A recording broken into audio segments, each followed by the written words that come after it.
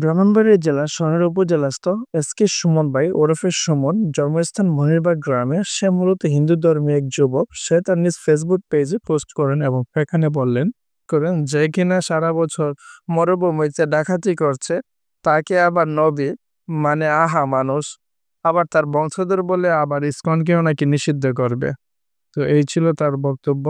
পরবর্তীতে তাৎক্ষণিক সকল জনসাধারণ মাঠে ঘাটে নেমে যায়। কালীগঞ্জ বাজারে মিছিল প্রায় 1 ঘন্টার বেশি হয়। এমত অবস্থায় বাজারে পরিবেশ আস্তে আস্তে উগ্র উঠতে থাকে। পরবর্তীতে পুলিশ সেখানে হাজির হয়ে এবং এস.কে. সুমন ভাইকে গ্রেফতার করে নিয়ে যায়।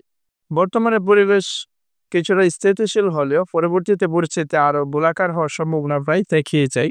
এখন সবাই অপেক্ষার প্রহর গুনছে কখন তার শাস্তি গ্রহণযোগ্য বলে বিবেচিত হবে। ধর্মীয় মূল্যবোধ থেকে যে সুন্নত যে আমল করার সেই আমল আমরা করছি। সে অনুসার আছে, আইনের লোক আছে, তাদের কাছে আমরা আবেদন জানাইছি।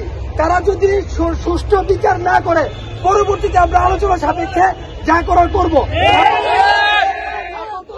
আমরা আমাদের আজকের এই তাৎক্ষণিক সমাবেশ সমাপ্তি ঘোষণা করছি। বাকিতে আল্লাহ এবং তার রাসূল থেকে সর্বোচ্চ শাস্তি দেবে, আইন দেখবে।